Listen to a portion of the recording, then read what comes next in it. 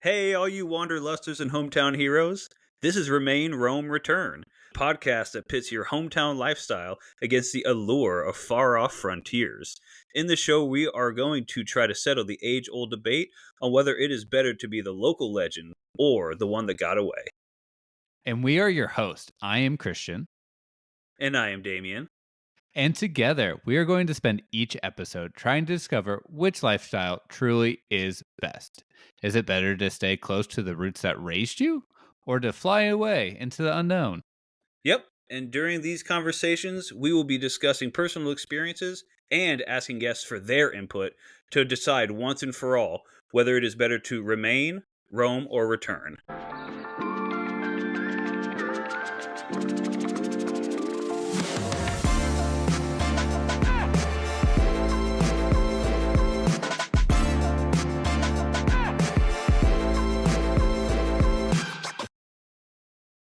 Hey, all you want.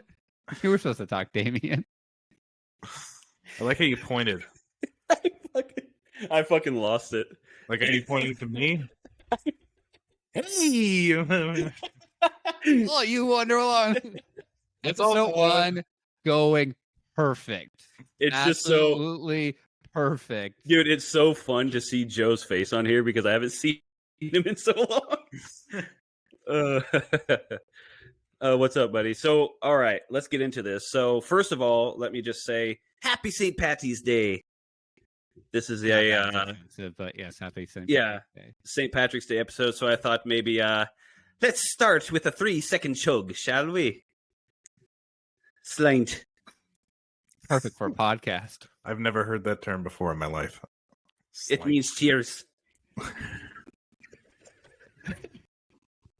Are you just gonna talk this entire episode in a fucking Lucky Charms accent?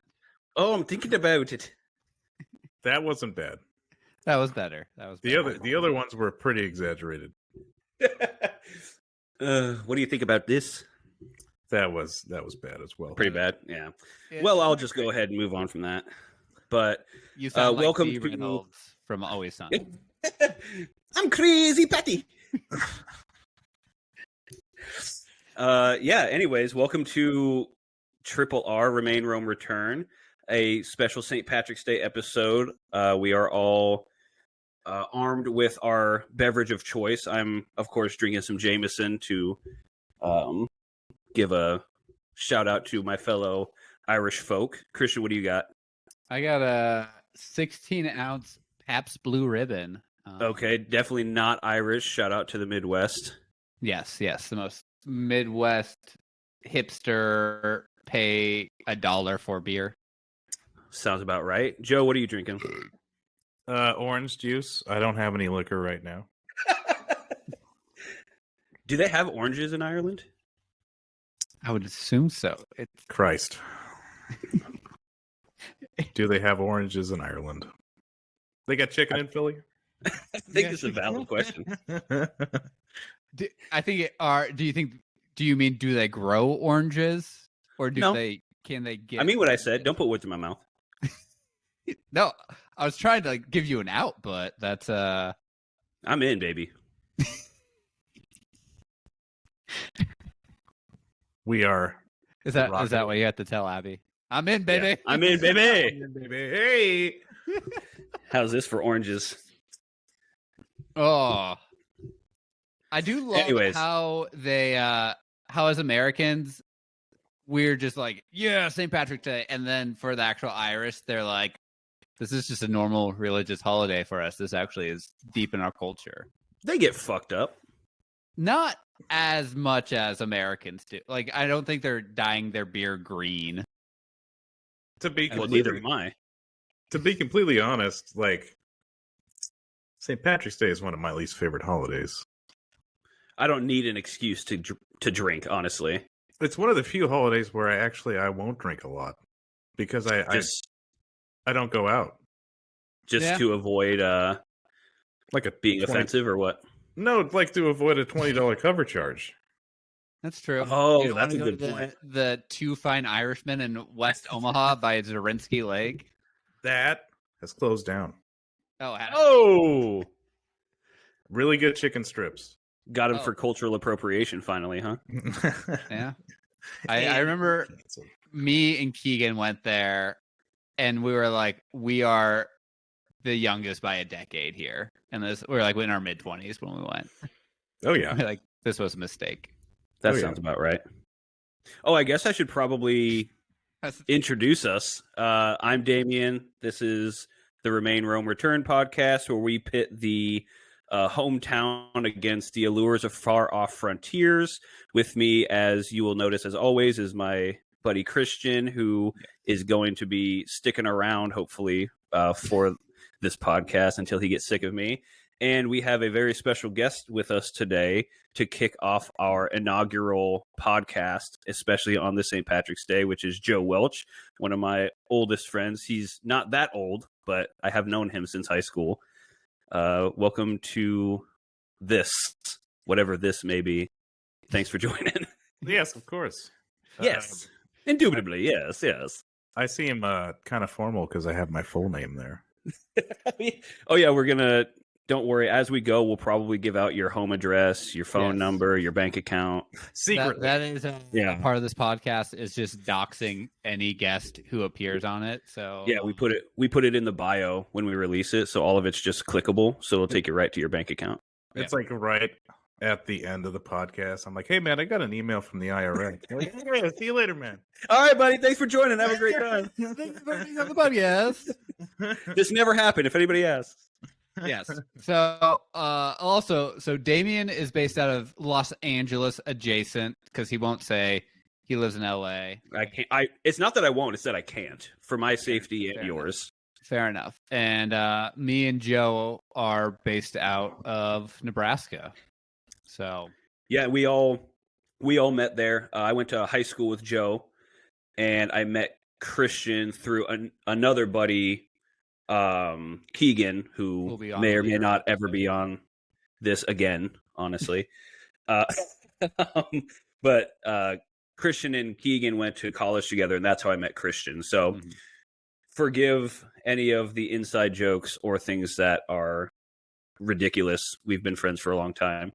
We'll try to keep it on track as best as possible. But again, it's St. Patrick's Day, so we're all drinking, so it may go a little crazy. Everyone's gonna know this time St. Patrick's Day, though. Like that's just how podcast world works. Well, when you fucking give it away. Well, are we gonna do 4th of July next? Yeah, we're gonna do that in September. Good, plenty ahead. We're banking a year in advance. Let's do the election too. Yeah. Oh God. Let's give it. Say hello to your new president. Well, no, we'll make 2 different episodes. What if we put out a preemptive election reveal, and it turns out that it's just the guy from Tokyo Drift who's elected president?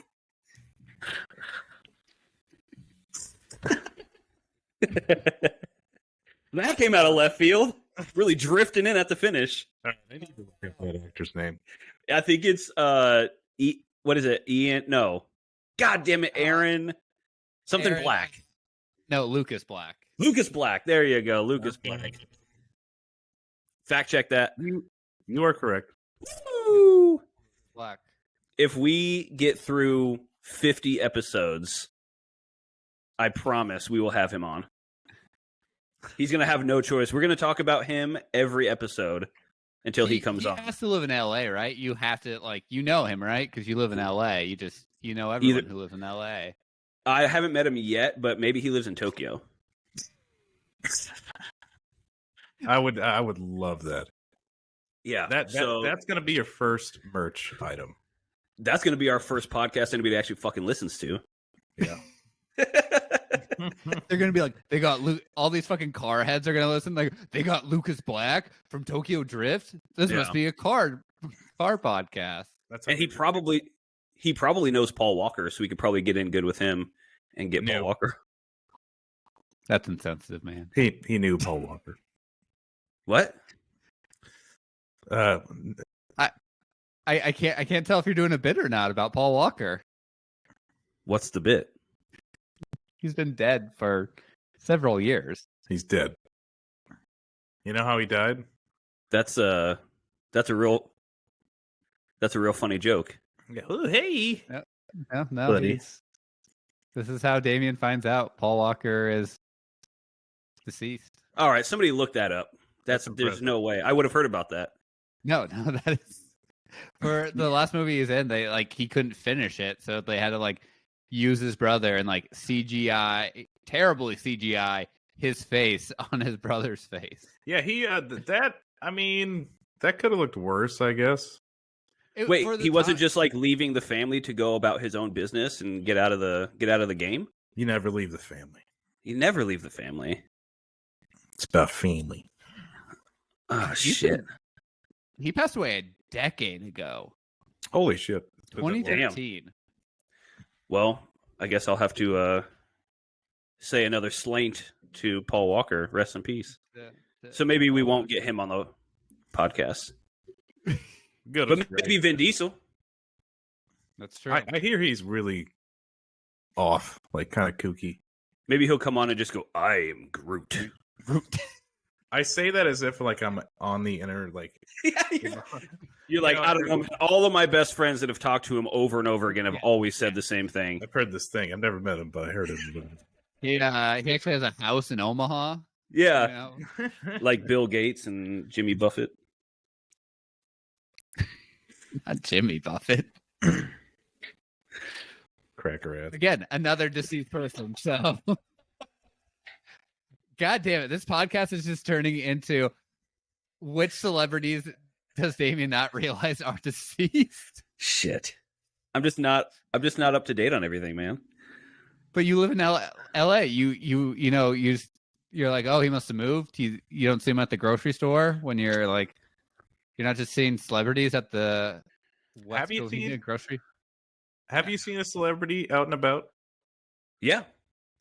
Yeah, I've seen Adam Devine, shouts out, fellow Omaha native. Yeah. I saw him at the Lakers-Clippers game that I went to. That was really cool. Did you say hi to him? No, I'm not going to do that. Hey, I'm from Omaha. Hey, Dude, he probably would like it though. No. I met Adam Devine at fucking DJ's Dugout on 114th and Dodge. That's hilarious.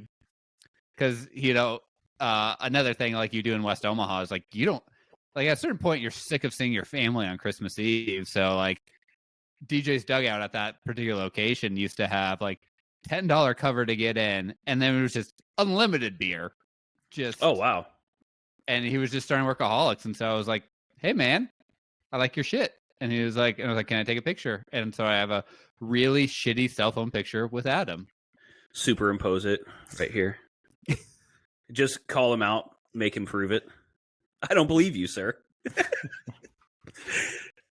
But as a celebrity, I mean, you probably have had that interaction with people a million times. Hey, hello, you're whatever. Yeah, I've heard a lot of podcasts with celebrities being it's a very fine line between saying that you appreciate my work and being fucking obnoxious. Yeah. So generally, whenever I see people, I just go, "Hey, big fan," and then I'd walk away. I don't know, just acknowledge, because I feel like it probably feels good to them to know that people know them, but I could imagine how fucking annoying it is to, "Oh, can I get a picture and you want to talk and hang out?" It's no, I don't even care about any of this. Yeah. So I didn't meet him. I saw him at the Clippers game. Where I worked at a physical therapy clinic in Burbank. Yeah. So for those that don't know, Burbank's kind of where a lot of either retired famous people or B-list people go to live, because it's right outside Hollywood. Mm-hmm. So I worked there for a couple years and ran into quite a few people. Ran into the lady who does the voice acting for Pearl from SpongeBob. Ooh. Shout out. She was really, really sweet, really nice. And I think my biggest one where I was legitimately blushing and didn't know how to react was Cameron Monaghan from Shameless, the redhead. Oh yeah. He walked into the clinic and I was like, hey, how, why, what, huh? He's British, right? No. No, I'm thinking of someone else then. No, he's American, but his last name would say that he is very, very Irish. Yeah. But yeah, he was really, really cool. So I've had a couple of interactions with people, but I don't know if you know this, but LA's a big place with a lot of people. So it's and I don't spend a whole lot of time around like Hollywood and downtown LA, so I don't see a whole lot of people. Yeah. Yeah. I feel like do like any of your like older family members you talk to ask you that a lot of like what's like, you know, pretending like because in Omaha you see everyone you know all the time when you don't mean to. Like you can't go anywhere in Omaha and not bump into someone you know. Like yeah, I think Joe, you can probably relate to this too because you are currently with a woman who seemingly knows literally everybody all the time whenever we go out. And I was dealing with that for a little while there where I was like, man, I can't even go to a bar without running into people that I don't want to see. Yeah, we were planning on going somewhere. Where were we going? We were planning on going somewhere, and she was just like, I don't want to see anybody I know. I was like, you know fucking everybody. Yeah, you're going to. You're going to. The fact that you're preambling, the fact that you don't want to see people means that we're definitely going to see people. You're going to at least know somebody that knows somebody that you know. Yeah, like you've partied with them. Somebody. Yeah, you've partied with them. You know their family members somehow. Yeah, everybody's like 2 people away from knowing somebody. And I'm horrible with names. So when somebody tells me their name, you got to say it at least 3 times or I will not remember. Yeah. And in succession as well. Like you have to say it multiple times in a row. Mm-hmm. Otherwise, if you say it like once or twice throughout the night, it ain't happening. Mm-hmm. Yep. You're going to say it and I'm immediately going to forget. It's just, unless it's a weird name, not a weird name, but unique name. Unless you're a fucking weirdo. I know somebody named Amora. That's interesting. More what? Dude. I haven't had anything yet. How can I have more or nothing? I saw a name. This person's name is Nova. Okay. Scotia? It might as well be. It is KNOVIEH.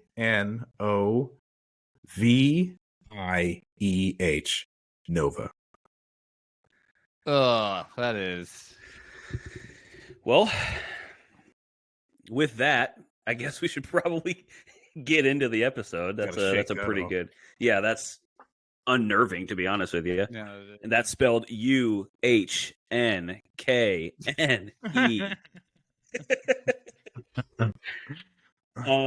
Yeah, so we have Joe on because he is currently a Remainer, as we would call them, somebody who has stayed in their hometown. So I think he's the perfect guest to have on to try to bump Christian street cred about why to stay. But I know Joe also has very, very interesting opinions about the hometown. And so I think I may be setting Christian up for failure. So this should be a good time. So I know, Christian, you have a couple of questions that you would like to ask people who have remained in their hometown. So if you want to kick that off real quick, maybe we can learn some stuff. Yeah, Joe. So as someone, so my background, of course, is I'm from Nebraska, left, traveled around for work, and then eventually came back. And so he's a returner. Yep. And then Damien, of course, is a roamer as he left Nebraska for Hollywood and is not looking back. So, Joe, why have you never left Omaha? I should have. What I should have done, but I don't think I really had the grades for it, is I should have went out of state for college. Yeah. So I had to stay to finish my undergrad, which of course took about 5.5 years because I flunked out. But so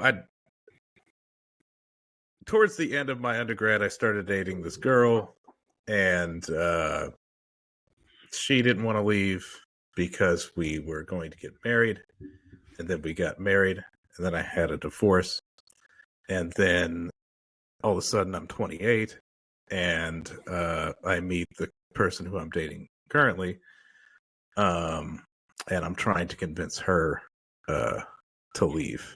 Is she originally from Omaha too? Is she like a person who just is a Remainer? She's from Omaha, so she grew up in sort of the Exarban area, and then she went to high school at Millard North. I went to high school at Millard West. I grew up on 168th and Q. But yeah, which is very very suburby, like very suburby, out west as we call it. Yeah. And so I have a question here. I have a question here too. Is it proving to be difficult to convince her to leave, being as how we've already discussed? Not only is she from there, she does know so many people, and I do know how hard that is to leave, even though it's annoying in the moment. It can be very intimidating to leave that comfort and that safety of knowing so many people. So I know you said you're trying to convince her to leave. Is it working? Are you making headway on that, or is it just like a non-starter? So I have been whining for since I was probably like 25 about living here. Mm-hmm. And then about a week ago, every once in a while I'll have these conniption fits. Yeah. Where I just go on a long unhinged rant about how much it sucks here, and that planted a little seed, because her parents are not together, but they're both in her life very much. Dad lives and grew up here. Mom lives and grew up here, but they would be willing to relocate with her. Oh, okay. That's a huge selling point. Mm-hmm. So and that's just happened within the last week or so that they've said that? Yes. Oh, wow. Okay. But here's the thing. If we have kids, we would most likely have to come back if they were not able to come with us, because childcare is so expensive. Yeah, so her parents, almost, you're saying, in order to leave, it's contingent on them moving with you guys. Otherwise, the timeline is short to move back. Yes. Okay. That makes sense. That's an Omaha thing for sure. That is kind of the idea of us returning to like live in Lincoln, is because that's where my wife's from, which is at this point a suburb of Omaha. Like they touch almost of like we're thinking about having kids at some point, and it's just like Joe's point of like shit is expensive to raise kids. So if you can have like a free babysitter, like my mother-in-law is only, a few minutes away. So when we do hit that point, like I think that does change a lot of things of being near your parents, is when you start thinking about having kids. Like I have quite a few friends who've moved back here because it's like, shit, we want to have kids, but we want them to like kind of know their grandparents. Yeah. I was just planning on, if we ever have kids out in LA, I was probably just going to ship them over on an airplane. Dude, I'll be back. I'll come and visit. You got this. Well, like fucking boarding school, you'll be at his grandma's house. No, literally boarding an airplane school. Well, the thing is, like, so let's say you have a kid and your wife is on maternity leave. So that's what, like 3 months. 3 months? That's that's LA, not. No, that's what I mean. It's 3 months here, which means it's way less in Omaha. Yeah, I think 8 weeks is probably the average here.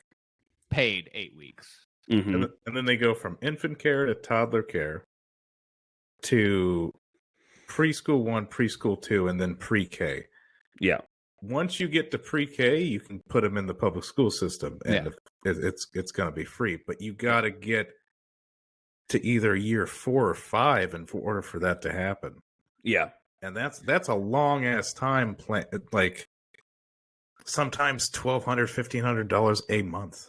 Yeah. Yeah. And it's only going up. I have a couple, like, friends who are like a. Why can't I No, talk? you don't. I have friends. All right. But they had a kid, and the wife, they figured out it was cheaper for her not to work and stay at home for those few years than to, take their kid to daycare. Yeah. Because it's just so expensive. I think people are coming about that realization as well, where it's like, let's say I make $50K a year. By the time that taking care of the kids, like diapers and food and paying for health care because you have to go to the doctors all the time and babysitters, by that time you're spending like over half of that on that stuff anyways. So it's like, or I could just give up that $50K and save the $30K that we would be giving away, because otherwise you're only making $15-20K a year. And it's like, well, why would you give up that time to raise your kid to make $15K a year? That's insane. So it does. I think Abby and I have discussed that too. We're not planning on having kids. We don't really want them, but anything could happen. And if that ever happens, I would probably just not work. Yeah. I'd just be a stay-at-home dad. Shouts out to sugar mamas. Yeah, I think it's a good thing. Joe, you talked about, so if you were to leave, where would you want to go? It's two places right now. I have looked at California up and down and everywhere. Northern California, Southern California. I've looked at the valley. I've looked at the damn desert. It just doesn't. It's just not in the cards at this moment. But well, if I may, keep in mind the salary increase is something to consider. And I think I mentioned this to you a few weeks ago. I was looking pretty hard at Palm Springs. Yeah. Because it's cheaper than you would think. It is. I just think of it as being a vacation town. Mm-hmm. Like it is. Tourist town. Like that's what. Like I don't think there's anything else there really. I haven't been. I know, Damien, you've been a shit ton. Yeah, I love Palm Springs. It's beautiful. It is a little bit more affordable because it's in the desert. And if you really think about it, it's a vacation town. So 5-6 months out of the year, people don't like actively live there very frequently. Mm-hmm. So if you're living there around those times, you have basically free access to anything you want because there's no tourists. Most people don't live there. They fly back to wherever they're originally from. And it's close enough to where you could actually drive in to somewhere else to work, because I don't know that you're going to find that many available jobs in Palm Springs. Yep. So I don't know if that's a positive or a negative. I think it's a little bit of both, probably. Yeah. But so continue. You were saying you were looking at Palm Springs, and then what? And then Southern Oregon. Oh, I'm looking at a place. There's a few places in Southern Oregon. Grants Pass, which has amazing weather. Their sign on the main street says it's the climate, because it's like 300 days of sunshine. Yeah. Yep. And Bend, Oregon, Medford, Oregon, and then a place in southern Utah. Utah is really popular right now. It's also beautiful. Mm-hmm. It is, but also I think you have to convert to be a Mormon when you move there. Which is fine, because your girlfriend knows so many people. It should be real easy to find a party. Commingle. You an extra wife or two. Yeah, sister wives. Okay, so Mormons. We did the Irish. Mm-hmm. We'll think of another nationality that we can make fun of. Yeah, it'll happen. But also the other thing about Utah is, don't they have weird alcohol laws? Well, they tied do. to the Mormon. Oh, okay. And they'll probably be one of the last. The only way they'll like legalize marijuana, like rec marijuana, will probably be when it goes national. And even then, they can still say no. Right. Mm-hmm. Yeah. So that'll be interesting. So you were thinking which part of Utah? There's this town called St. George, which I've heard of is that. There's a it's university there. yeah, it's right next to the Arizona border. Okay. So it's pretty damn hot. But It's no hotter than like Palm Springs would be. yeah. The jobs are starting to catch up with the amount of people moving there. And if you get in early, you can beat the rush. Yeah. So you won't have so much like competition and shit too. Because that's the hardest part about living in LA is the competition for it doesn't matter if you're applying to fast food or to be a lawyer. You have 7.5 million people to compete with. So the sooner you can get into one of these places before it gets overly populated is going to be best. Yeah.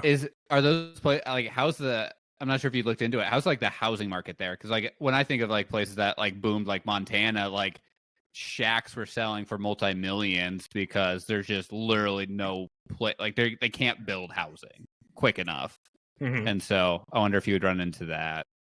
That's not typically the case, but there are like certain like mountain towns that are really struggling like right now, like Durango, Colorado. Its population's tripled in like the last 5 years. But when you get this influx of people in these small towns, the expansion of the infrastructure and all of the little new housing units that are going to start popping up because money's being flowed in, that's going to create more jobs. But yeah, I work in education, so I can pretty much work anywhere, which is nice. Well, and that's kind of selfishly why I'm hoping you don't just completely throw in the trash the moving to California somewhere, is because I know it's expensive to live here, but also the difference in wages is going to be so much better in your favor that it's like, I don't know that it's going to, like, let's say you're living paycheck to paycheck right now as a teacher in Omaha. That differential of income to spending isn't going to be that much different compared. Like, I know it's more expensive to live here, but the salary increase that you would get wouldn't make your income to debt ratio that much different. Like, I know it's intimidating to look at how much shit costs here, but then you also are making $10 to $12 more an hour. So it's like what you're proportional. It's more proportional. It's like groceries are about the same price here. Going out to eat is about the same price here. The only real difference in pricing is cost of living and gas. But then you're making an extra $10 an hour to offset that. So like the way that I always tell people is worst case scenario, the way that you're living in the Midwest, whether it's paycheck to paycheck, whether you have a couple $100 extra a month, is, I mean, about the same as what you're going to be what's going to happen here. Like, it doesn't completely, you don't go, okay, well, let's say I'm making $17.50 an hour in Omaha. Yeah. And I'm living paycheck to paycheck. You're not going to move here and make $17.50 an hour and be homeless. Like, you'll come here and make like 25. Yeah. You know what I mean? So it's like, it does even out a little bit, and people don't, for some reason, that's like, when I tell people that who are from Omaha or the Midwest, are like, no, it would never work. I'm like, we've done it. Yeah. We did it. I mean, literally, I do the same job that I was doing in Omaha, and I make $15, $20 more an hour. People talk about it as if you're going to cross like the fucking Gobi Desert. Like, people think it's so impossible. Like, and I heard somebody, because I've been discussing this with multiple people, I had somebody say, yeah, I just don't see, there's no pros to moving out of Omaha. It's like, so going to Iowa and having more outdoor activities. Yeah. You have more cities that you can visit. There's different parts. There's different, more diverse parts of Iowa. People who live in Omaha most of them have never been to Los Hills. It's gorgeous up there. Yeah. Like, you would never even guess that you live in Iowa. But you mentioned wages. Wages aren't going up right now. Rent's they're going not. up. And as long as rent goes fucking like that and wages goes like this, like I feel like the train's about to go off the cliff, and I'm like waving at the conductor. He's telling me to go fuck myself, because when I talk to people about this, they don't see that coming, but it is coming, because after the pandemic, well, before the pandemic, but especially after the pandemic, the cat was sort of out of the bag that this is like it's a big small town, and that's just not true anymore, because we have enough people that have moved here that is totally going to change that. And I within a year or within the next 2 years, people are just going to start moving. And keep in mind, the people that are going to be moving there have more money than the people who are currently living there. So they're going to start pricing people out. And this isn't news. This is literally what happens everywhere. People from LA, people from exactly. I think Austin's perfect. I would have loved to live in Austin a decade ago. I think I would. Think how much money you would have made if you were already posted up in Austin, and then people moved there, and suddenly your house went from $200,000 to $600,000. Sure. Yeah. And I think that's what people in Omaha don't realize. We're not I don't live there anymore, but I still claim it as my it's in your heart. It's in your blood. It's in my blood. You can take the boy out of Omaha, but you can't take the Omaha out of the boy. But we're not a high cholesterol diet. Yeah, it's forever with you. The heart damage stays with you forever. Yeah, the corn and milk diet, as I call it. But we're not a flyover state anymore. No, Omaha's not a flyover state anymore. People legitimately go there now to live, and so people think it's so affordable to live there. I'm like, yeah, I mean, for how much longer though? Yeah, and then you're going to be making the same wages, but the price of everything's going to go up. You may as well start going somewhere that's going to pay you exorbitant amounts of money to do the same job, as opposed to sticking around and getting half of that. I think that's a good point. Like Lincoln State, like from the fringes hasn't grown, like hasn't got that Omaha effect yet. But like I work a remote job, and that's how we were able to move back. And I don't know if I would make the same money at an office here in Omaha or Lincoln that I do remote. And I think that really does change everything of having remote work. And so it's you can work for anyone now. You can work for anyone from anywhere and live wherever you want, essentially, if you just find the right job. So that's something that I'm trying to get people on my side of, like the roam, which is like, dude, I don't know, just try it and see how it goes. Even if you apply to like an IT startup in San Francisco, but you still live in Omaha, take a look at what that income difference is.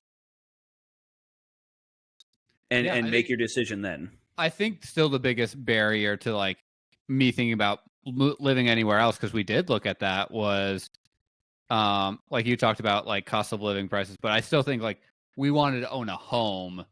Mm-hmm. And even like with the salary I make now, of like we've like me and you, Damien, have talked about, like my home here is pretty nice. If I were to live in LA, it would be triple the price. Like, I still think but that's also the biggest thing. But also, I've done a lot of Zillow research in the Omaha, like the nice suburbs of Omaha area. Yeah. I'm not joking you. I've seen family homes that resemble the one that me or Joe or people have grown up in. They're not $150,000. No. They're like $400,000 or $500,000. Dude, I saw one the other day that's a 4-bedroom, 3-bathroom. And it's nice. I'm not saying it's not nice. And it was built within the last like 5 years, so it's very new, very nice. Shit was $850,000 in Omaha. I mean, that's insane. That's unheard of growing up in the Midwest. Nobody paid $1 million for a house. And now if you want to live in a nice suburb with not that many people, you have to pay the price for it with Omaha wages. Yeah.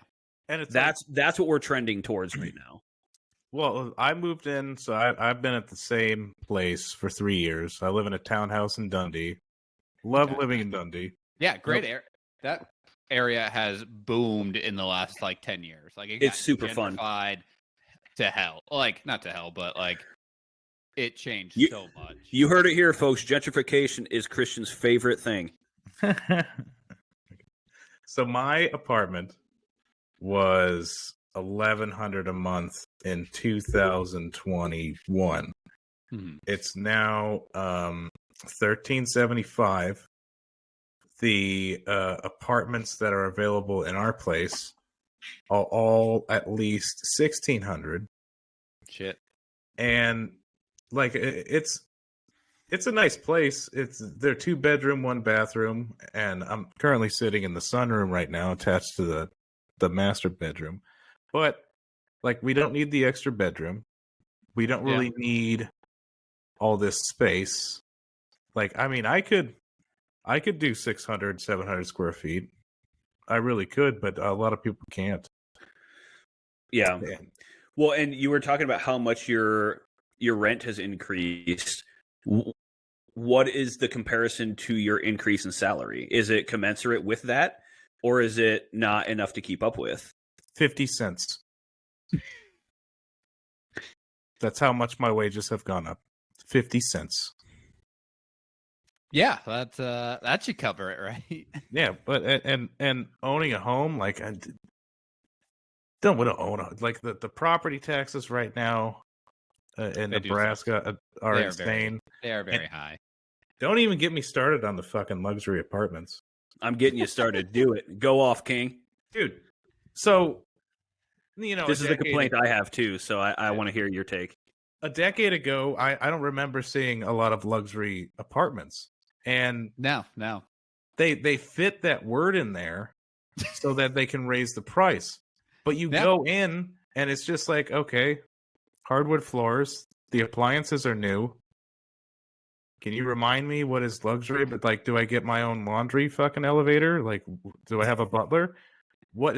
And it's all bullshit. It's all bullshit. All they do is slap on luxury, and then they can charge, $2,200 for a fucking studio.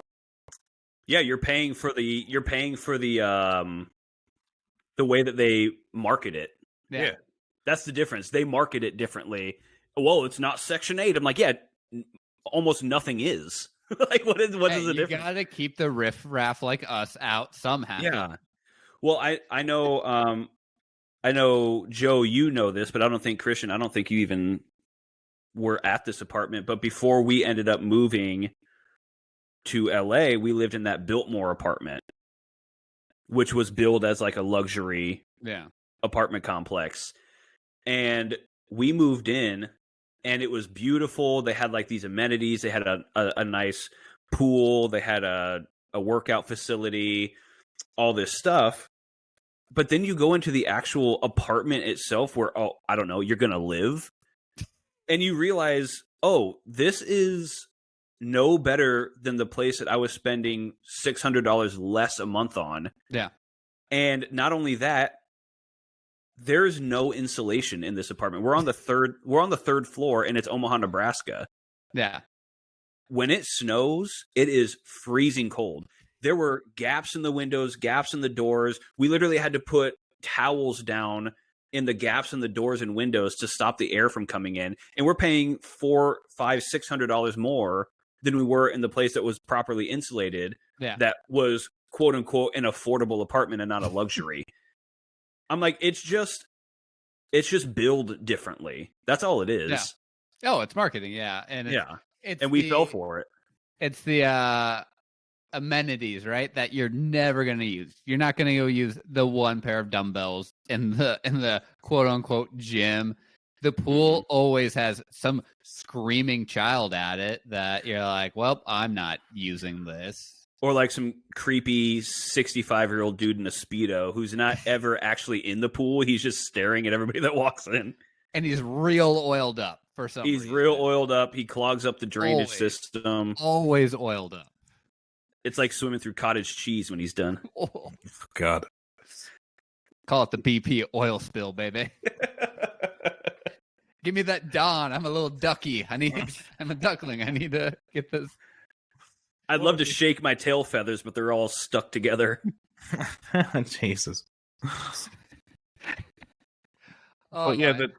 there's so many things just about this place that I can see happening. And we have tent cities now. Yeah, which is not the climate for. Yeah, No. that's more scary Actually, than anything. Actually, lately the climate has been perfect. Yeah, fuck off. Oh, it's been nice. Yeah, I don't want to hear it. Again, I think I'm in favor of global warming if it means it's 70 degrees at the beginning of March in Nebraska. It's more like Midwest warming. It's warming you guys, and we're getting fucking pelted with rain and snow. The likes we haven't seen in 25 years, by the way. Yeah. It's good for all those lobster fishermen. Yeah. They come out pre-cooked. Man. This is I don't even need to butter base this shit. It's like Just ocean dip it. candy. You just dip it in your pool pre-oiled. Lobster and cottage cheese. But if I had to give this place a couple of pros. You don't have to. You don't have to. My questions. No, you don't have to. Ignore that. Cut it. But like fucking the people here are nice. Yeah. People here are nice. I've been in places where people are rude. Yeah. Vancouver, Canada, people are fucking rude. Vancouver. Let me go off on Vancouver, Canada. I love I've never Vancouver. been, but every Vancouver night or whatever they're called up there, Vancouvian. Vancouver, the Canucks, whatever they are. Again, we're calling derogatory terms. Going to Canada, eh? It's because everyone's like, Canadians are the nicest people ever, except people from Vancouver who are like, it's way too expensive. No one can actually afford to live there, even more than anywhere in the US, it feels like. And yeah, they're just, every Vancouver person I met is not a nice person. I mean, can we agree that probably people who live in Vancouver aren't naturally from Vancouver? Yeah. Probably. That's probably part of the reason. And I think that's probably one of the complaints about LA is full of so many transplants that you can't actually get a real read on how the people are from there because nobody's fucking from there. I mean, you have 7.5 million people in LA, and I would venture a guess that 40+% are not from LA. So can you really judge a place for the people's behavior? I think in a big city. But people who are from LA, they love telling you that they're from LA. Yeah, the people who are born and raised here, yeah, they make sure. They get tattoos on their fucking faces over it. Imagine if people from Omaha did that and they just get a big old, like, fucking corn cob on their forehead. I bet that'd be everyone walking around with, like, Omaha on the fucking one of these. On the eyebrow? Oh, my God. That's embarrassing. Yuck. I don't know. I could never have that much loyalty to a place. I mean, it's probably just my opinion, but places that you live are fleeting because even though I'm in LA right now and have been for the last like 5 years, I can't guarantee I'm going to live here forever. I kind of have this itch to go somewhere else too, as well. Not just even in the United States. I'd love to go maybe somewhere outside of the U.S. at some point too. So I couldn't imagine branding myself with loyalty to a place that I'm not going to live more than 6 or 7 years. Yeah. Yeah. I mean, so people are nice, and as far as Omaha goes, there's quite a variety of food that you can eat here. It's definitely surprising that we're able to get this much diversity. I mean, down the street there's an Ethiopian place, which is bomb. I've never been there. It's very. I think what helps with Omaha, where a lot of people like, again, Omaha is very Caucasian and white people, Mayo people,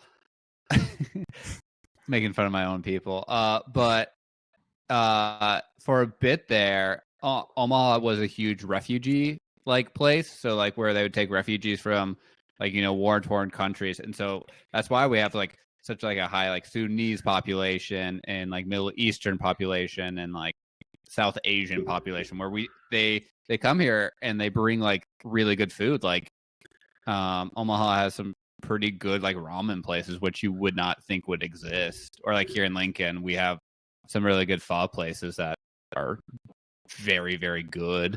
I got to interrupt on this topic. I know we have those options. On average, how many of the fucking white people in Omaha actually patronize those places? Let's be honest.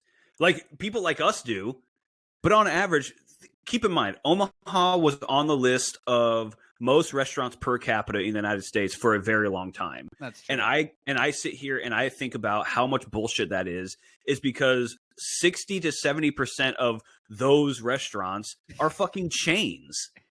They're chain restaurants or fast food restaurants or places that are just quick money grabs that don't actually focus on the quality of the food. And then you go to places like Mother India, which, shout out, was one of the greatest restaurants in Omaha, and it shut down because nobody fucking went there. We have options, yes. There are plenty of options to go and eat. There are plenty of different genres of food. They don't get visited the way that they would in a big city. They don't. And it's fucking embarrassing. And yet we can have 5 cheesecake factories. It's just one. No, it's fucking not. Massive. P.F. Chang's is still open. Does that count as a foreign place? No, it's a cheesecake factory that serves Asian inspired food, but it's not actual Asian food. That's true. That is so I got to push back on that. It's like, yeah, there's tons of restaurants, but how much diversity do most people in Omaha? Most of my family can't handle more than like black pepper spice. They're not going to Mother India. Yeah. They're not going to that Caribbean jerk place that's over on like 72nd and Dodge, which, by the way, shouts out Caribbean Delight if they're still around. I love you, BB. I would love to go back and eat that place. But I don't know anybody that really goes to that place. And it's just a little hole in the wall. So, yeah, there's tons. There's tons and tons. You have to actively seek a lot of those places out. But, yeah, once you find Well, not only do you have to seek it, you have to actually have the palate and the open-mindedness to do that, which I don't feel like a lot of people in Omaha are willing to do that. I would very much agree with that. Hey, at least the benefit is you never have to wait. Yeah, I mean, that's true. If you actually have like a palate for those things, especially Caribbean Delight, dude, we would just walk up and have a full conversation with the owner because nobody's in there. And it's like, yeah, that's cool. But then it's so sad because they actually have good food that they care about serving and trying to get that genre of food out there for people. And nobody's doing it. I would say, yeah, and then you also stick out because with a lot of those places, you walk in there and sometimes you're the only white person in there, which is very, very unique in Omaha. Probably not in LA, but in Omaha. So like either of us 3 white faces, pale people walk in, they're gonna remember us, especially me and Damien with our striking hair color. I actually had funny offshoot to this conversation. I was filling up my car with gas the other day, which only cost me like $100.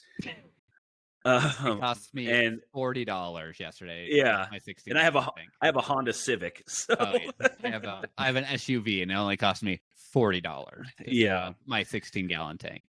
But that price aside, yeah, take the one win and brag about it. Typical Omaha. We got one thing. One thing. We got one thing. Oh man. Okay, so that's another thing. So I love the zoo. Yes. And it's a privilege to have this zoo.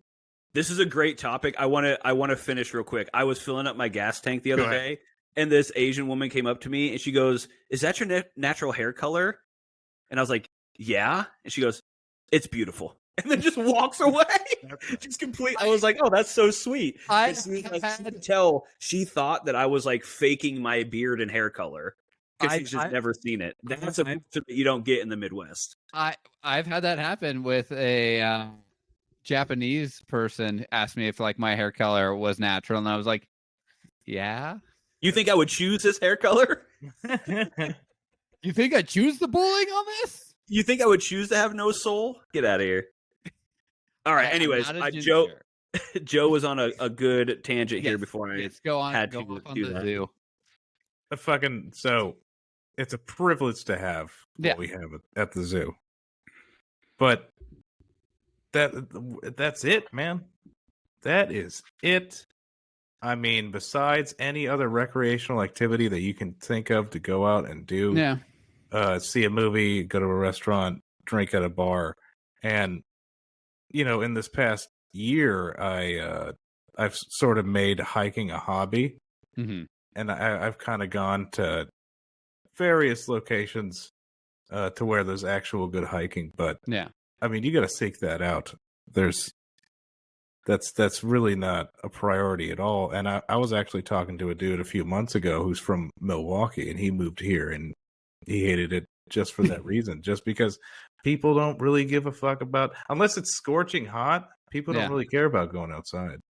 Yeah. I've started to see more people like our age, definitely like, because we all love hiking because we've gone out to like either Arizona, Utah, California, Colorado, and like, especially as someone who did live in Colorado, I was like, oh shit, now that I live back here, I need to actively search out. And there are like, especially like right across the river in Iowa, I can't think of the state park that is there in Iowa, but do you know what that one is? I think that's Hitchcock. Yeah, Hitchcock, which again, when I grew up here, I never went to. And now that I'm back, I've been a handful of times just because it has like some pretty great views of just nature. Yeah, I mean, it's nice to have something to fucking look at for once. Yeah. And so, you just have to look. You have to very actively look for it. Yeah. And try to find people who will go with you versus. Again, it's a cultural thing. Like everyone I know who lives in like California just goes hiking, and they go as a group. But trying to find like someone here to be like, hey man, you want to go hiking? And they'll be like, fuck off. Where are we gonna go hiking? Yeah. Joe's been enjoying hiking a lot lately. Yeah. Yeah, you missed all of that. Well, yeah, saying he has. Yeah, and that's why I give Iowa props, because there's much more of an outdoorsy sort of fishing, hunting, camping vibe over there. And people give me shit all the time for saying I would move to Iowa. But I would move to Iowa. As someone who just moved from Iowa. Yeah, I was like, Christian just live there. Iowa, they're outdoorsy people, but not the outdoorsy people I like. It's all like hunting and fishing and like four-wheeling. Not in a good way. Four-wheeling. Like, we like to sled. Like more like rednecky outdoor versus like, as I call myself, I'm more of like REI outdoory, even though I can't afford to shop at REI, but go to North Face. REI does rule. It's a really fun place to go shopping. They have some really good stuff, and I look at the price and I'm like, like yeah, I'll see if Amazon has a dupe of this that will break after my first use. That's the thing, man. You got to be willing to pay for quality. That's true, and the quality stuff I've paid for does help. Did you just pee, Damien? Yeah. Now I gotta pee. Go for it. We'll be right back after this pee session.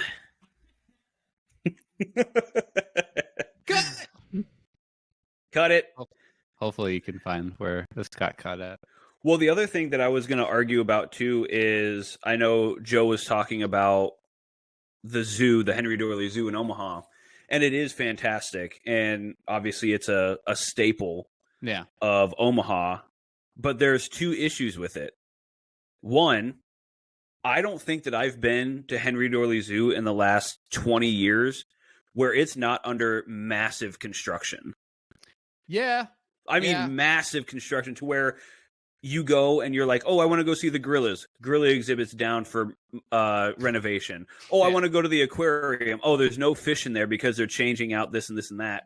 Oh, I like this part of the park. Oh, yeah, that's all closed because they're renovating the concrete. It's like you can't even go to Henry Doorly Zoo and actually enjoy it for what it is because it's always under construction. But so it's like, what's the point? Go ahead.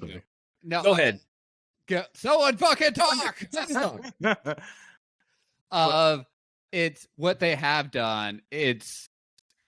They just keep making it better. I'll pitch in for. But you never get to experience the better because they're making it better while you're trying to enjoy the thing that they just renovated. And they're like, oh, I know that was just renovated, so go to that thing, but don't come over here. This is still under. It's like do one thing at a time, please. Let me experience what you did. They are getting better at that, and I will say it's almost becoming like theme park level niceness for some of the zoo exhibits of like their fucking like South Asian exhibit now where there's like they're doing it. So like when we grew up, they very much categorize like I don't know how the zoo was ranked the best like back in the day because they were just very much like where they had like the big cats like lions and jaguars, tigers and bears. Oh my, yeah, the scary things. Was like a fucking prison. It looked like a kiddie prison. That's true. It did. And it was like, this is the best. This fucking cell block for fucking large cats. What did they do to get a 5-foot cat has a 7-foot enclosure. And things were just very much like grouped more by like what they were. You're like, oh, that's a cat. Well, we'll put that with the cat. But now they're doing a better job of being like, oh, let's put them by like where they're fucking from and actual habitats. Yeah. And so like they're making the like exhibits more immersive where it like actually looks like the place they're supposed to be. And like I call like the South Asian part like it feels like you're in fucking like Kung Fu Panda almost. Like you walk in. All right, there it is. There's another offensive. Kung Fu Panda. No, we call this the Kung Fu exhibit. Look, they got pandas, bamboo. Jack Black isn't Asian and he plays a panda. So that's true. Also, that franchise fucking rules. I can't wait for this new one. I say that in the good way of like Kung Fu Panda, I guess. Oh, I mean it in the best way possible. Is actually one of the most like accurate depictions of that region of China. Like it actually is culturally appropriate. Yeah, absolutely. That's very true. They are stepping up their game with the exhibits and stuff. But you know who they've always lost to? They've always been ranked number 2. San Diego. Correct. Have you been to that one? No. Darn it. Just in San Diego? I was. But I love San Diego for a whole different reason than that. And I do want to go. I feel like I want to save the San Diego Zoo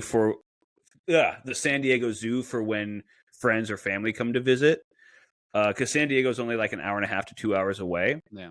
And I do want people who have experienced Henry Doorly Zoo to come to San Diego so we can actively compare it. And then I do want to have an actual podcast episode solely dedicated to comparing Henry Doorly versus the San Diego Zoo, because I think that would be... So when I come to visit, probably in June, it sounds like we're going to make sure to schedule a trip down to San Diego. Oh, yeah, absolutely. And not only that, but I do think personally that the party district is called like the Gas Lamp District or Little Italy. They're very close to each other in San Diego. I think San Diego probably has the best downtown coastal city theme that I've ever experienced. Really? It's absolutely incredible. There's so many different choices to choose from. You can go to bars, pubs, clubs, comedy. They have everything down there, and it's all walkable, which is something that LA and downtown Omaha do not have. That's true. You can't just walk from place to place in either LA or Omaha. But in San Diego, do you have to fight sailors all the time? I don't know. They got just sailors everywhere. Are you happy you said that? Isn't there like it's a big military town, right? Yeah. Because you got the base right there. Mm-hmm. Right. Yeah, there. right outside. Mm-hmm. Yeah, right outside. All those UFOs. Gets me outside. How about that? Catch me outside. Oh, all right. So back to my questions, as we've been deviated as the theme of this podcast. Deviated septum. All that booger sugar. I don't have a deviated. All right. So we kind of talked about, like, I kind of noticed this moving back of, like, do you feel staying and just seeing, like, people leave? Do you think that's a thing? Like, just watching all of our friends leave? Here and there. Yeah. Like my closest friends don't have any plans of moving out, but it's like thanks. But people who have left, like Amit and a few of the Keegan and stuff like that, they did it early. Yeah. So they got it out of their system early. But I mean, like, I know somebody that's moving to Salt Lake City. Oh shit. So I looked up that a little bit. I just don't want to be fucking cold again. Yeah. Yeah, that's like a Denver, like a less cool Denver. Yeah. Yeah, the issue with Salt Lake City is it's a really, really cool city with nothing really else around it. Yeah. Have you been there? But you do, you do get a lot of options to go back to a point that you made earlier, which is outdoor activities. Yeah. Going to Utah really ups your ability to go out and do stuff and experience like outdoor activities, which is cool. You got 5 national parks in one state. Yeah. Yeah, and not only that, but you're also directly attached to things like Arizona, which has obviously maybe one of the greatest landmarks of all time in the Grand Canyon. But then you also have, like, you could go to Vegas, you could go to fucking Idaho or Montana, which also have a lot. Like, you're within. Like if you like outdoor activities, that is the Europe of America, where literally everything that you want to experience as far as outdoor activities is within a state's drive. Mm-hmm. So I think that would be my selling factor on Utah. Who's moving to Utah? I fucking forgot his name. Oh, okay. I was like, I don't know if I know them or not, but oh, okay. Yeah. I think there is a certain point where, like, do you feel like as you get older and older, the harder and harder it is to move away? Or do you see that with people? Oh, yeah. Especially if you're not single. Yeah. Because single people, I mean, I talk to my brother sometimes, and he's single, and he works from home for the VA. Yeah. And I just go, what's stopping you, man? Yeah. Especially if you work for the VA, transfer to California. It's like, or if you work from home, you can work anywhere, really, right? Yeah. Yeah. But Yeah, again, he has gotten used, especially in his 20s, living like a cockroach. And cockroach. Not leaving. I haven't lived like a cockroach in a long time because I'm not single. There is something about living like a cockroach in the Midwest. You fucking cockroach. There is something about living that way in Omaha that almost has like this romantic vibe to it for me. I think it's because I did it for so long. And within just living on very minimal money, living in very, very shitty conditions. There's something almost romantic about it to me. So I think about that. I'm like, yeah, I get it. I get it. It could just be funny to you. Yeah, it's just hilarious at this point. It's like, oh man, the shit that you used to think is acceptable. Just leave the apartment so you can go to someone else's apartment just to slam cheap liquor.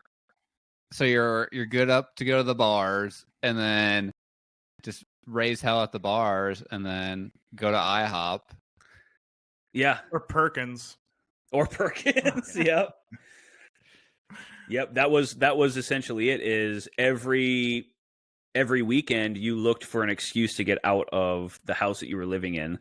Yeah. Because you're like, I can't do this 24/7. I got to go do something else, even if it means going to another cockroach nest. Like if you go over to somebody's apartment and there's no coffee table, it only goes downhill from there. Because if they don't have a fucking coffee table, you got to set your drinks on the ground. There's probably no dinner table. There's definitely no dinner table if there's no coffee table. Yeah. There's a bar stool at the half in kitchen, half not in living room.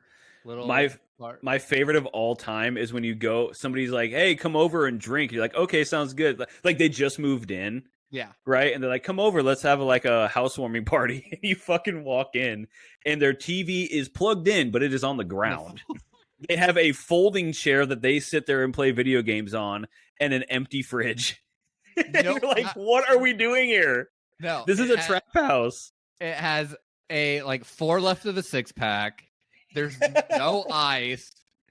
And you're like, "Hey man, can I get a cup?" And they're like, I don't have We don't have those yet. It's like, you didn't bring any from your last place? So we didn't have any at the last place either. And on the counter, there's one thing, a giant bottle of hot sauce. Yeah. And there's always a men's fitness magazine in the bathroom for some reason. But yeah, oh my god. Living like that, I remember I lived on hot and sour soup for a week. That's not bad. I bought 3 quarts of hot and sour soup. Yeah. From fucking Hy-Vee. Yes. It's just vinegar and tofu. Oh, I hate. And I was perfectly fine with it. I remember there was I think it was 2 days. All I ate was peanut butter because that's all I could afford until it was like that, not quite payday. So I'm waiting towards it. And all I had was just not even crackers, just a jar of peanut butter. And so I was like, well, running a little lethargic. Let's just get a scoop full. Come back in an hour and a half to 3 hours. We call that the Midwest energy drink. Jesus Christ. Just enough to keep my body functioning. Just water and peanut butter. I'm just barely alive. The worst is when you have nothing but veggies. Yeah. And it's just I gotta cut these up, man. I got one onion. Can I make this work? I think I just have to eat it like an apple. I got this vodka braised onion that I'm going to try to live off for 2 days until my $150 paycheck comes through. Dude, have you ever seen these fucking animals that take a pack of instant ramen and they sprinkle of the raw ramen, they just take a bite of the raw fucking noodles? What is wrong? You can't afford water? Just pour a little water in there. You don't have time for water. You just. But they genuinely say that they like it. And I'm like, okay, if you want to keep lying to the populace, go for it. But there's nothing fun about that situation. Hey, when you're at your apartment and you don't have pots, or all your pots are dirty. Well, and let's be honest, no matter how poor you were in Omaha, you always had pot, if you know what I'm saying. If you know. Yes. So I had somebody go down. I knew somebody lucky that went down to Missouri to pick stuff up. Yeah. Jesus Christ. It's not that far. Well, that's not Midwest. For marijuana, that's pretty far. You went to St. Joe. That's about 2 hours. Yeah, about 2 hours from Omaha. Yep. Oof. Yeah, I've known people to do that. And I thought it was rough going down towards the airport, which is 35 minutes. Do you have your main spot that you still go to in LA? Yeah. Yeah, it's changed actually since last time you were here because we discovered a different one that's a little nicer. His name's Lonzo. You ever had your shit pushed in? Had my shit pushed in, bro. Now we're just quoting Training Day. Now we've started on a a path that we can't get off. No, we can't. We can't. That's brick pack Mexican. That's garbage. Joe, did you like growing up in Omaha, or were you like one of the like? I definitely was one of those kids who was like, I don't like it here. As soon as I can, I'm going to get the fuck out of here. Yeah, What was your impression of growing up? I mean, Hood just the rat tip. shit. Yeah, just a typical fucking like suburban life where there's nothing to do. But I mean, I had my friends and stuff, but you skateboard, fucking go take a shit in a bag. Typical shit. But I mean, I could have grown up in worse circumstances. But Yeah, there was just nothing to do.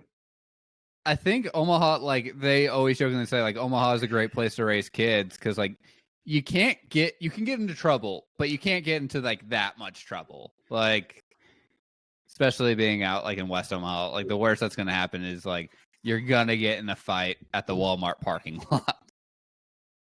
I feel like you're targeting me on that one. Targeting all of us. I feel like we've all have been in that Walmart parking lot. That's a huge human sex trafficking spot right now. Oh, It's also one of the only places that we would ever go outside of somebody else's house to have fun. We would just go to Walmart and dick around in Walmart. That was like our high school hangout. Yeah. Like, there's nothing else to do. Let's go to Walmart and fuck around, ride the bicycles around, throw the dodgeballs at each other, go play with toys. Hey, like we were doing like just stupid shit like that, and I talked to some of my friends who like grew up in like larger cities, and they were like, "Oh yeah, we were doing hard drugs in high school," and it was like, "What?" We were like, "Someone probably had pot, but like, yeah, we weren't like."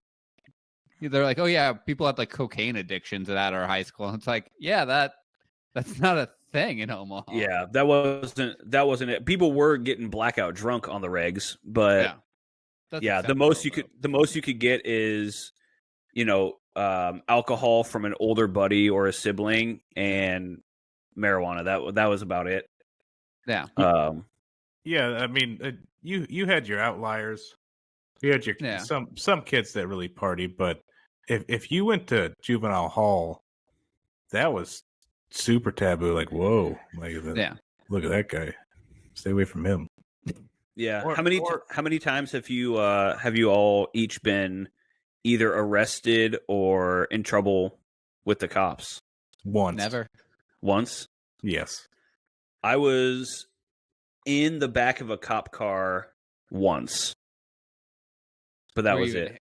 Were you in handcuffs, or did they just like throw you back there? No, they threw me back there while they like did whatever they want to do. Yeah. But I've been in trouble with the cops a couple of times. But the only time I've ever actually gone to the back of a cop car was in Omaha. Maybe 17 or 18 years old. Yeah. But I feel like a lot of people from like bigger cities have way more experiences with shit like that. Yeah.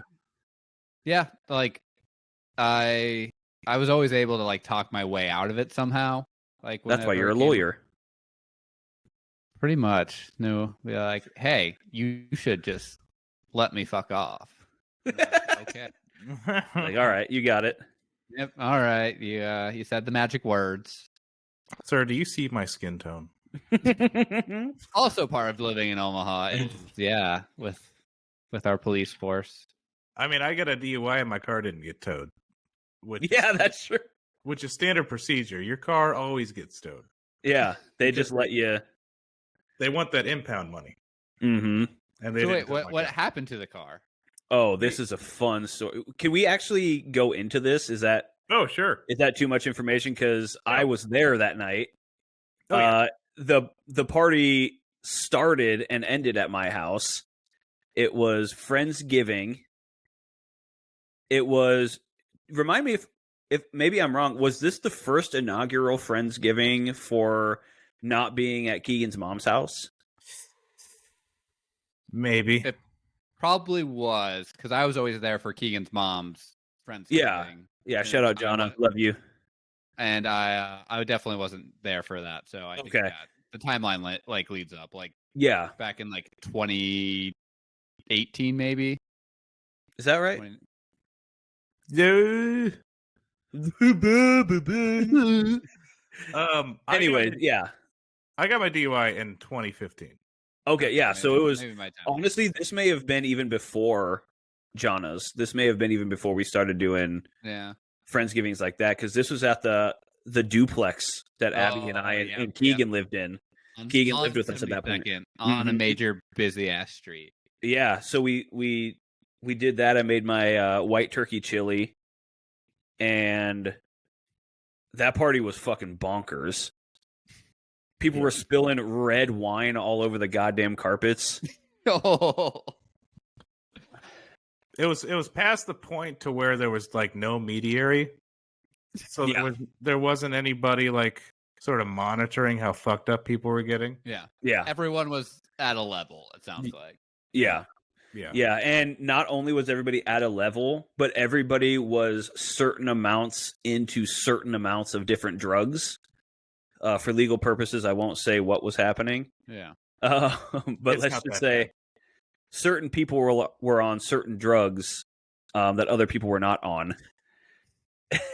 And so Joe happened to decide at some point after many, many hours of partaking of certain substances that he was going to leave. Yeah. And I was like, dude, don't leave. Just stay here. Like, there's plenty of room here. You guys can just stay here. And he was like, no, I'm going to take off. And I was like, can you at least order an Uber? Like, I will order an Uber or a taxi or something for you. He's like, dude, no, it's fine. It's 2 turns to get home, which, by the way, is not true.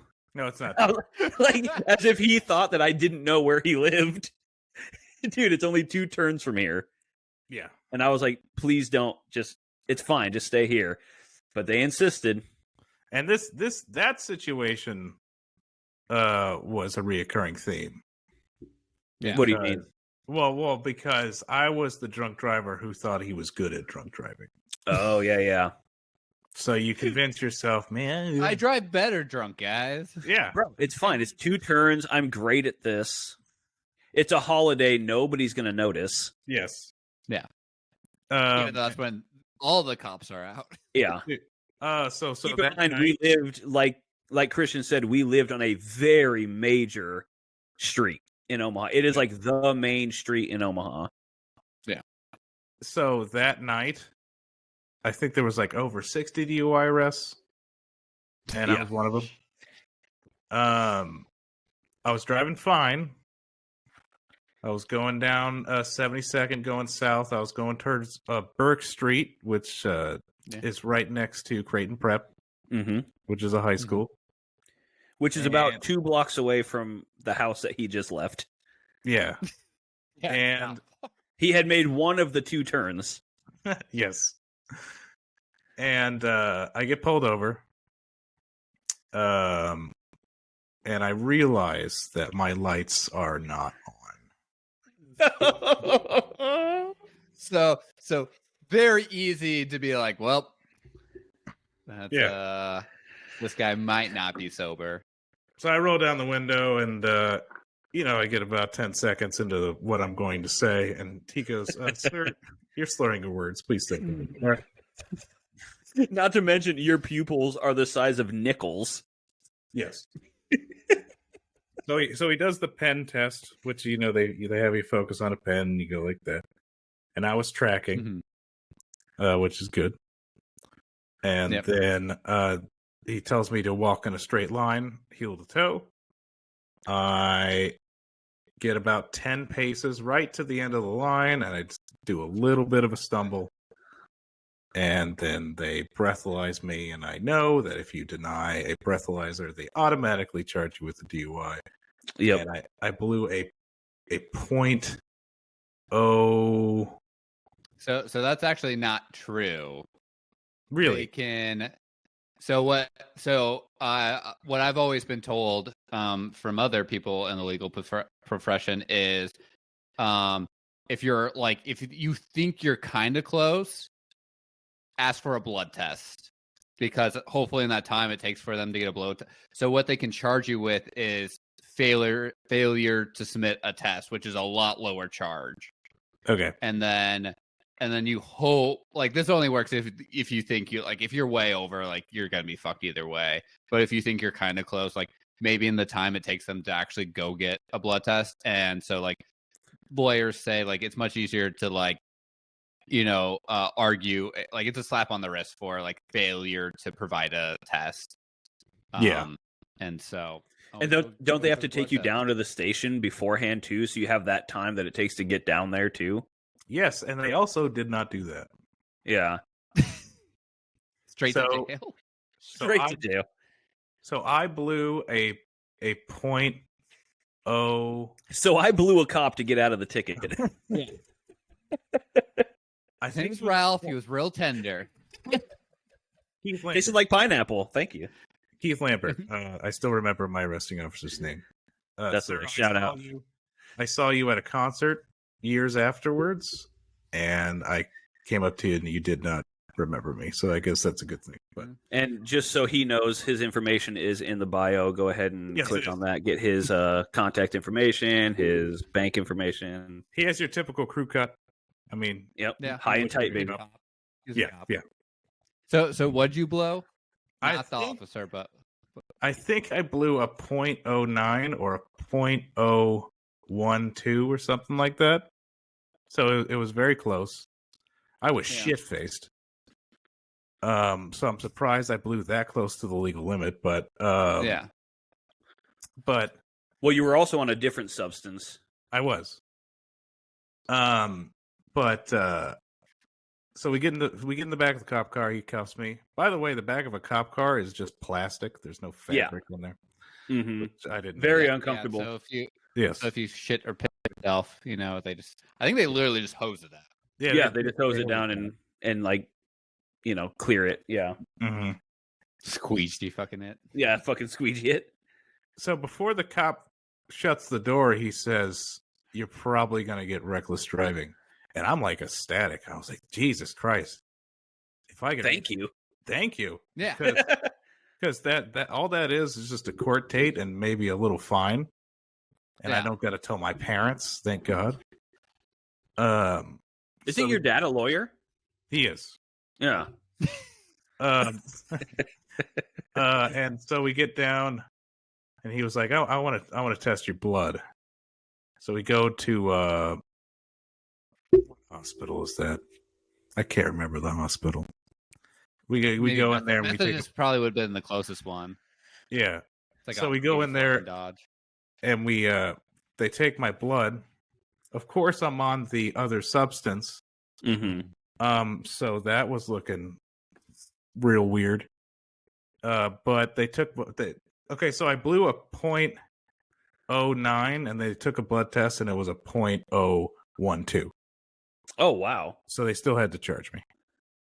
Wait, but .012 is below the legal limit. Very much under. That is very low. No, it was probably, if not .0, it was probably point. Like .1? .12. Yeah, that makes more sense. Yeah. Because we were drinking for hours. I would be surprised if your blood was anything less than like .15. Oh, I was. If I made it home that night, I wouldn't have remembered how I got home. Yeah. Yeah. We tried talking you out of that for quite a while, and you're like, "No, I'm going to do it." And that was when Uber was a thing, but it wasn't really as well known as it is right now. Yeah. But yeah, that was a good time. So what happened to your car? You said it didn't get towed. So, like, what'd they do with it? So, of course, the morning after, when I sober up, I have to make the phone call to my parents to tell them that I got charged with the DUI last night. And my dad's like, "Okay, they probably they probably towed your car. But just to make sure, go to where you got arrested and see if it's still there." And I drive, and they parked it like a little bit down the street, and they just parked it there. And I called him back, and he was like, "Yeah, my car's here. They didn't tow it." And he was like, "I don't fucking believe it." Because they always tow the car. Yeah. But years later, So I was, of course, beside myself. I was like hysterical because I was so embarrassed that I got a DUI. Years later, my mother said that was the worst thing that had ever happened to her. Oh, And I'm something that didn't happen to her. The worst thing that ever happened to you? The worst thing that ever happened to me? Yeah. And she was like, that was the worst thing that ever happened. I was like, Jesus Christ. Well, I remember that might be the most Midwest Omaha like white mom thing to ever say. Like, you embarrassed me in front of the Johnsons. They knew you got a DUI. Well, in that case, if that's the worst thing that's ever happened to her, I happen to remember another situation that involved drugs between you and I, Joe, which is, if you remember back in the day, we were intending on living with each other. Yeah. We were looking at apartments and we were going to be roommates. We'd be dead right now. Yeah. And we'd be dead. We found the apartment that we wanted to live in. We loved it. We were so excited. We had all the plans to move in. All we had to do was give our down payment. And the day before we are going to give our down payment, Joe calls me and goes, "Hey, man, I'm not going to be able to move in with you." And I go, "Oh, shit. Why? What happened?" He goes, "Well, my mom found my weed." Oh, yeah. And I was like, "So?" And he goes, yeah, but I told her it was yours." Did I say that? So she doesn't. Yeah, so she doesn't want me to live with you. Oh no, I doubt she even bought that excuse though. But it was just so funny that the guy he was supposed to move in with is the guy that he said whose weed it was. And I was like, you could have said anybody else's weed. Not a pothead. Everybody else is a pothead. It's not me. It's the guy that I'm going to go dedicate the next year of my life to living with. Yeah. Yeah. So that's probably the second most disappointed she's ever been then. And I happen to be involved in both of them. Young people out there, when you leave your house, don't move back into your house. Don't. That is the worst. Don't do it. The worst thing you could possibly do. Don't ever do it. For reference, go live on a park bench. Yeah, for reference, I once I left my mom's house, I decided to live in my car for a little while instead of moving back in with my family because I was like, I can't go back to that. And like, keep in mind, all of us are from the Midwest, so pretty much anytime we're not at home or at school, we're out with each other partying. Which means when you're coming home to your parents' place, and you have to worry about, are they up when I get home? If they're up and they come and talk to me, what am I going to say? What do I do? And it's just not worth it. So I would I remember rather live in my car. Funness of like, because I like went to school in Lincoln, so I had my place there, and like I'd come party with all of you guys up in Omaha, and awkward like most nights though I found someone's like couch to sleep on with like a blanket that is only 4 feet long, and I'm a 6-foot man, so it's like, what part of my body is going to be very cold right now? Because no one. Also, I guess I should have been thankful. Some nights I didn't get a blanket. I'm just sleeping on a couch, and no one gives you a blanket. Those nights that I crashed at the University of Lincoln were some of the worst nights of my life. Waking up and there's pancake mix and that's it. No water. That is no grill. No, you're just snorting pancake mix. And that's how you get the deviated septum. There's nothing worse than like waking up at like, because for some reason someone left like the shades open, so like the light is hitting your face at like 6:30 in the morning, and you only went to bed at like 3:30 in the morning. Yeah, and you're just like starting to get the early signs of a hangover. That jungle juice is coming back. Yeah, shivering. Yeah, that shit's miserable. Ugh. Anyways, I loved it though. You know, that's what made our lives worth it at that point. Do you have any other questions for Joe? So specifically for Joe, so there's this band I really like out of Omaha They're called Bug Heaven. But I'd love to live in hell, it's just for now. Tomorrow I'll get out. We are the lies we tell ourselves. It's a fine place to be. It's not a good place to stay. Keep staying anyway, running in place. It's easy to plan and escape, but it's hard to make a change. And they have a lyric for a song, which I think, I want your opinion. I think it really sums up what it is like for a lot of people our age who are from Omaha and never got the chance to leave. So I'll read the list. But I love to live in hell. It's just for now. Tomorrow I'll get out. We are the lies that we tell ourselves. It's a fine place to be. It's not a good place to stay. I keep staying anyway, running in place. Perfect.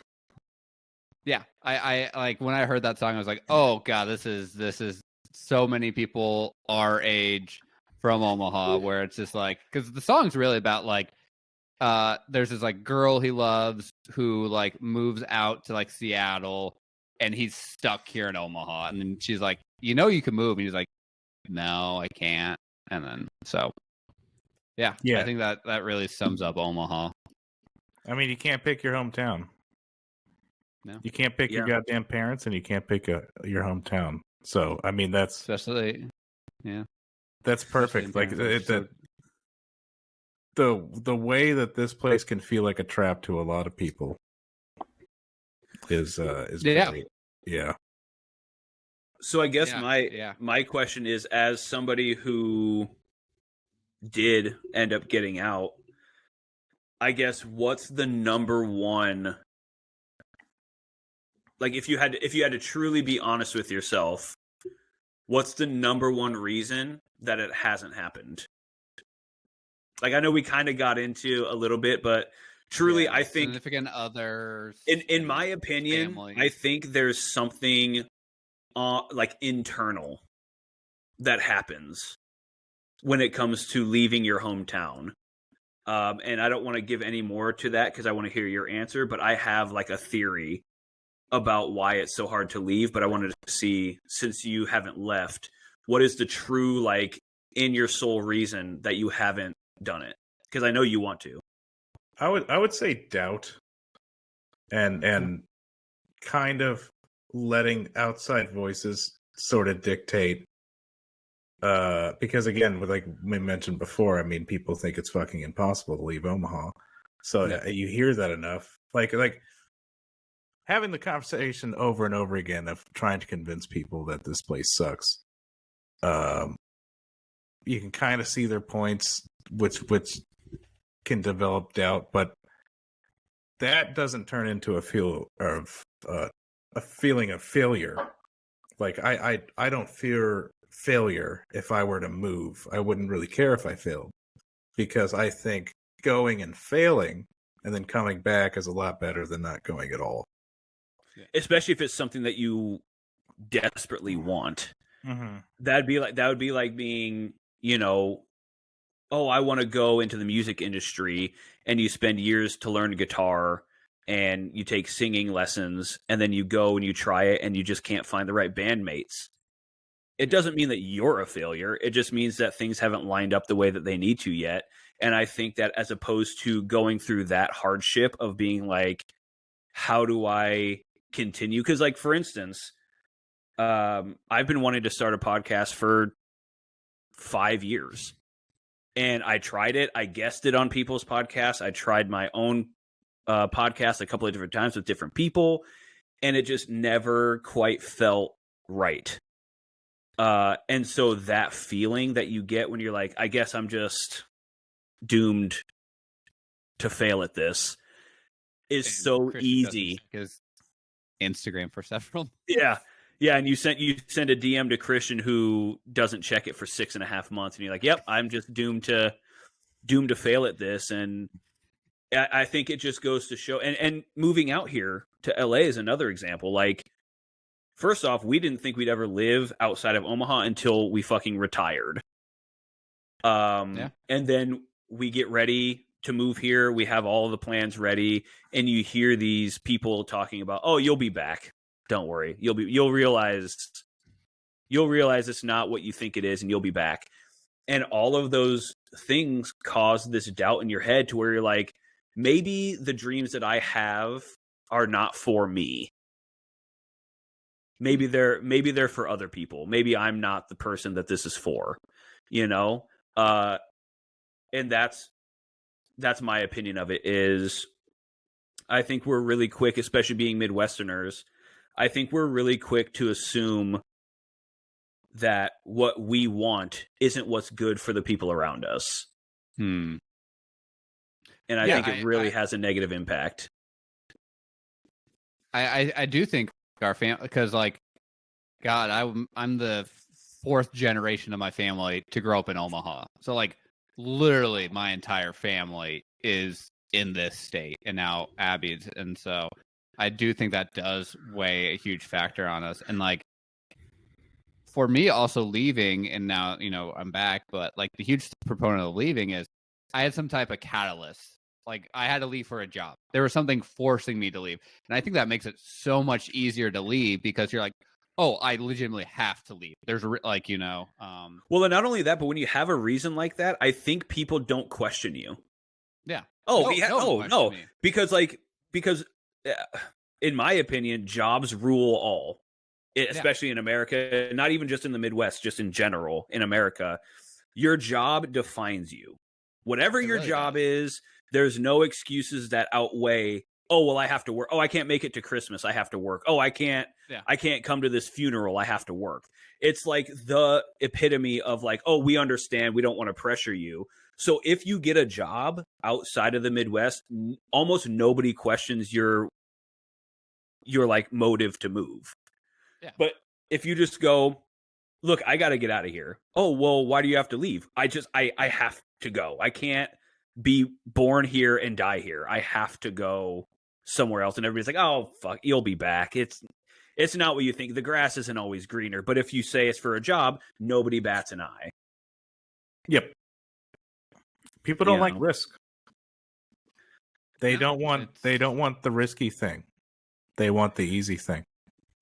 Because they, and also, people don't want to fail, right? Like, no one wants to be like, I'm a failure. Like, I went and I tried and I failed, and now I have to come back with my legs between. Like that, I think the fear of failure drives the excitement of something new for a lot of people. Or like even going back to fucking trying different unique foods of like, I think people are like, oh, I'm afraid I'm not gonna like it. You don't fucking know until you try it. Like, no, and that's real. That's real. I have multiple family members who won't try a different cuisine because they go, well, what if I don't like it? And I go, then you don't like it. I mean, you spent $15. No. Who cares? Yeah. But it's like that fear of like, oh, I don't want to do something. Maybe I won't like it. It's like, yeah, that's 50. That is literally 50-50 chance for everything. Everything that you do, you start a new job, there's a 50-50 chance that you don't like it. And I think that's something that comes with time, because in my 30s, now that I'm in my 30s, it's I don't care if I fail. I've already failed a bunch of times. Like, so what? Once you learn that, you know, that most things are just sort of a bump in the road, you don't really worry about it that much. Yeah, and one failure for one particular part of your life doesn't mean your life is a failure. No. Yeah.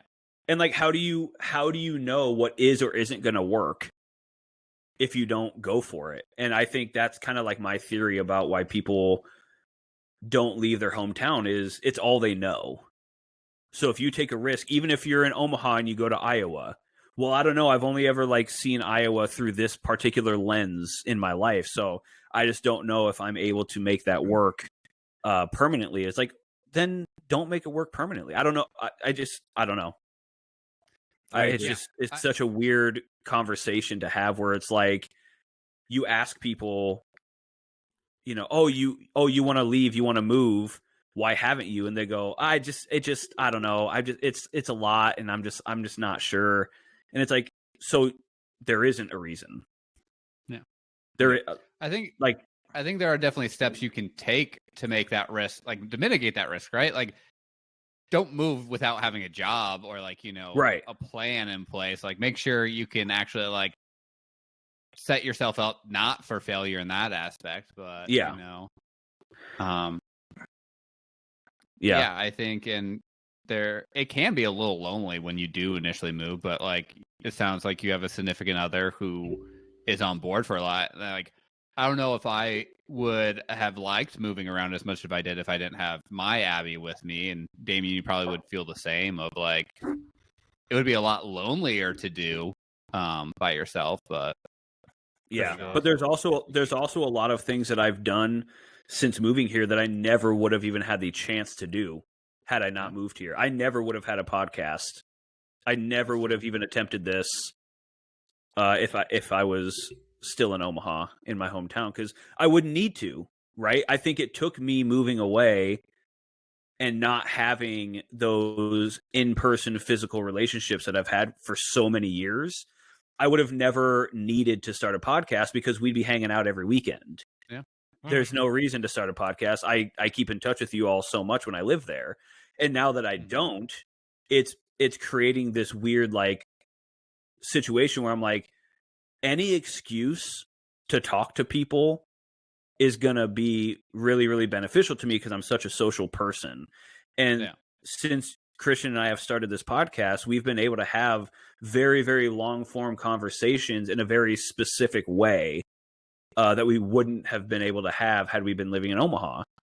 And I think things like that, I'm working a job that's paying me quadruple what I ever would have made in Omaha. Yeah. To do the same shit that I would have been doing anyways. So it's like, I don't know, it just opens up these abilities to do stuff that you otherwise wouldn't have the opportunity to. And so it's really cool. And I think that I never would have actually found what I wanted to do in life if not for living here personally. Yeah, I think that is a good summary. And like, Joe, do you ever feel like you're in a rut?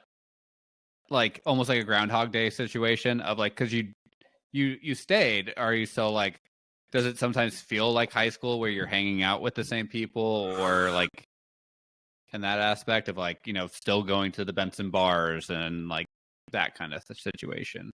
Yeah, it's been Groundhog Day for 8 years. Yeah. Yeah.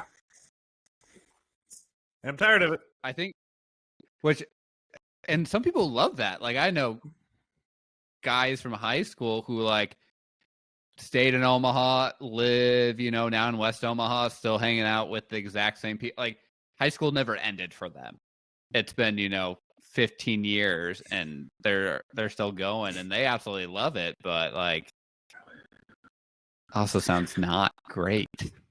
I know Joe and I have grown up, having the same friends for a long time. And I know a lot of those people who maybe we were super, super close to that maybe we're not anymore. All those people, from what I've heard, still hang out together, still do the exact same things that we were doing. Complaining about, I can't go do stuff because I don't have money. I want to stay at home and do this and this and this. And if you guys want to hang out, you come to my place and we'll watch NBA and we'll have drinks. Oh, you guys want to hang out? Let's go to so-and-so's house. And nobody's really venturing too much. Yeah. And one of them had a baby. Yeah. And another baby's on its way. Yeah. And so then it goes to, you stick around for the comfort of what you know, but then as you get older, those things that fade away, and you start to build your life as anybody else does, which is like me and Abby are just building our life here with just the two of us, but we're also accomplishing things that we never would have accomplished living in a very comfortable position. You have to almost be uncomfortable to learn what comfort truly is. And so that's my concern when I see that all of these people are still doing the same things over and over again. It's like, yeah, but there's so much cool shit. I mean, Joe, me, and our two significant others went to Yosemite. What was that, 2 years ago? Yep. And legitimately had maybe one of the best vacations of our life. Yeah. I mean, certainly a core memory for me. It was surreal. And I just know in my soul that we never would have had that experience if Abby and I had moved away. Absolutely. Yeah. And that's why I love being a returner. I gotta go do all that stuff for a while, and then I came back, and there's some of that comfort still. It's like, you know, I still get to see some people that I grew up with and that, but it's not like I'm like stuck in a rut or I'm having Groundhog Day, because I left because they not like they forgot about me, but it's not like I'm in the initial thought process anymore. Like, we hang out still, but it's not like there was enough of a gap of me leaving where it's like, oh, I'm not like, you know, part of the core group, which is probably a good thing, to be honest. Like, Yeah. you know, I'm not expected to be at everything, but I'm around for things, and I still get to do, like, even moving back here to Lincoln, even though I was here for like 8 years, I'm meeting new people in Lincoln, which is interesting. And it sounds like, Joe, you get a little bit of that with your significant other, where you're meeting new people and having new experiences. Mm-hmm. And so that's what I really enjoy. And because I get a little bit about both worlds. And now I also live in these cool places, so I have reasons to go visit. Like, you know, I lived in Colorado for a few years, and so now we go back to Colorado at least twice a year, and go visit people. And I got, you know, I made these group of friends in all these little places, and I now have like what I'm going to do with Damien in June, like places to go stay and visit. So I do get a little bit of like that exploration, but also my comfort's still good as well. Yeah. That's awesome. Yeah. So that's what I'm saying. Being a returner is the best thing ever. I don't know. I disagree. I just don't think that I would ever go back to full-time Omaha. Yeah. I just don't think I could do it. I wouldn't envy you if you did. Well, I guess that kind of brings us to a natural stopping point. Is there any other questions that Christian had for Joe? No, I think we covered it pretty well, of learning about how Joe feels about being in Omaha and like what it is to actually stay, because, you know, me and Damien have different views of it. And so what would have been, Joe, we get to live vicariously through you of like what would have happened. Yeah. We probably would be having not this conversation, but all three of us on a couch somewhere, maybe with a coffee, with or without a coffee table. Yeah. Yeah, fucking A. Yeah, and I think it's cool because we literally have 3 different experiences that started at the same point. No. And so it's very interesting to see the outcomes of that. I guess, Joe, do you have any final thoughts, or you want to cheers to St. Patrick's Day, or close on any final thoughts? I just Googled the word despair. And as a noun, it is the complete loss or absence of hope. So if you're wondering what it's like to stay here, that pretty much sums it up. I think that's poignant and really- depressing That got enough. really dark. I think that's poignant and depressing enough to not only end this podcast, but I will be happy to go out on a win. Yes. What's your win? My win is it's better to not stay in your hometown. Yeah. Because I know when I lived there, I had that exact same feeling of like, I never thought that I'd ever leave. I never thought that I'd ever. I didn't think I've told you several times, I would half jokingly be like, oh yeah, Damien and Abby are the couple that always say they're gonna leave. And then you fucking finally did it. And I think we were all like jealous, right? Joe, probably. Yeah. Oh yeah. jealous, like that you actually did it. Like people are probably more bitter than anything. and We got a jealous lot of that- that. Yeah. I wasn't bitter, but I was jealous. Yeah. If that Yeah. makes sense. No, it does. I was happy for him, Yeah. but I wanted it to be me as well. It was more envy as opposed to jealousy. Because jealousy is almost like, oh fuck, that should have been me. Mm-hmm. But it sounds like you're more envious of like, I'm happy that they did that, and I'm just like hoping that I can do it at some point too. Yes. But we did get a lot of bitterness, and a lot of that. It wasn't self-doubt. It was doubt from external factors of like, yeah, you guys have fun. You'll be back. You'll be back in 3 or 4 months. You'll get sick of it. And even there were times where we would come back to Omaha and go to like Hy-Vee and grab some booze to take to a party or something while we're back.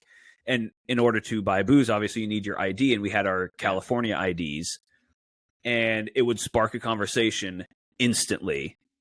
And I think this goes to my ultimate factor of like I feel like I won this argument this time, which is like, we go back to Omaha, we show our California ID, we have the cashier or the bagger being like, oh, California, wow, big city folk, how does it feel to be here?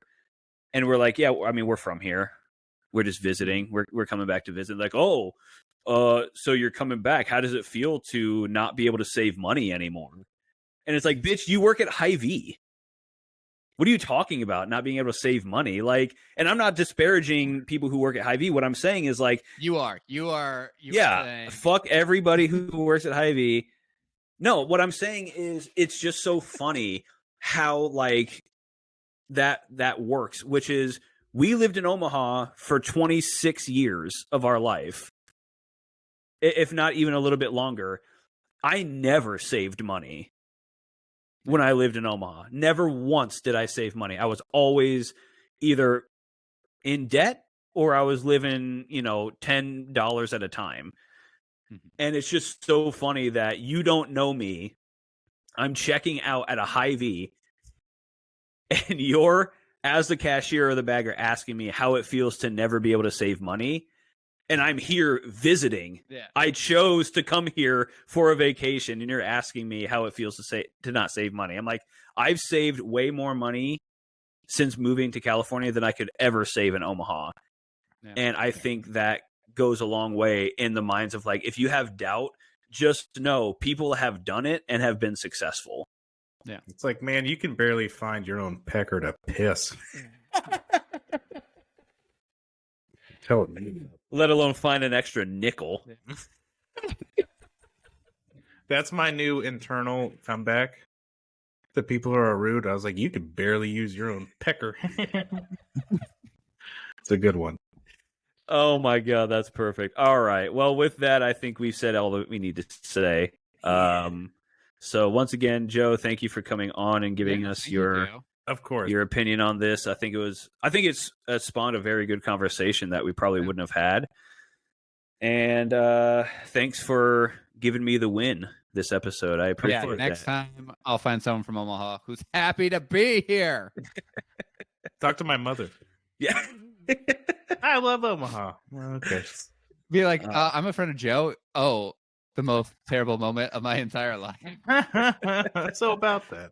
You mean the disappointment on multiple facets? I would love to go into further detail about that. That'd be amazing. Yeah, I think this is, if nothing else, has spawned an episode 2 with Joseph. That would be awesome. And his mom. Don't forget your mom. Of course. But all right, this is going way too long at this point. So with that, I'll say happy St. Patrick's Day. Bye bye. And bye.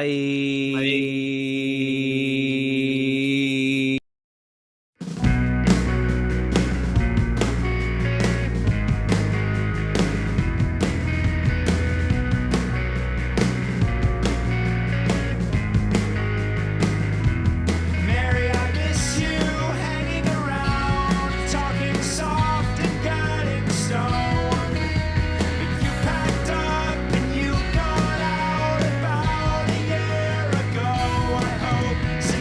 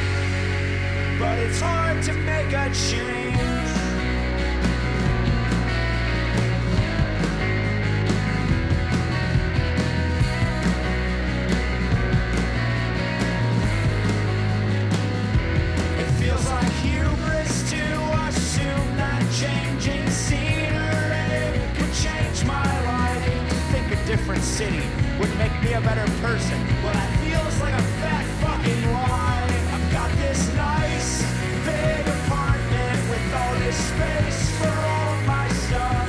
But when your home states are suffocating, no big house will ever be enough. This place will never be enough. But I'd love to live in hell, it's just for now. Tomorrow I'll get out. We are the lies we tell ourselves. It's a fine place to be. It's not a good place to stay. Keep staying anyway, running in place. It's easy to plan and escape.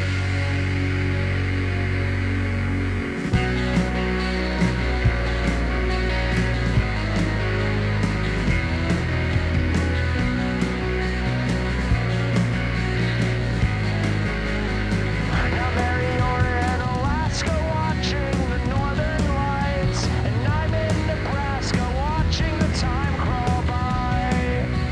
Someday I'll stop treading water through my life, but tomorrow keeps on running from tonight. Someday I'll stop fucking up my life. But I'd love to live in hell, it's just for now. Tomorrow I'll get out. We are the lies we tell ourselves. It's a fine place to be. It's not a good place to stay. Keep staying anyway, running in place. It's easy to plan and escape. It's easy to plan and escape. It's easy to plan and escape.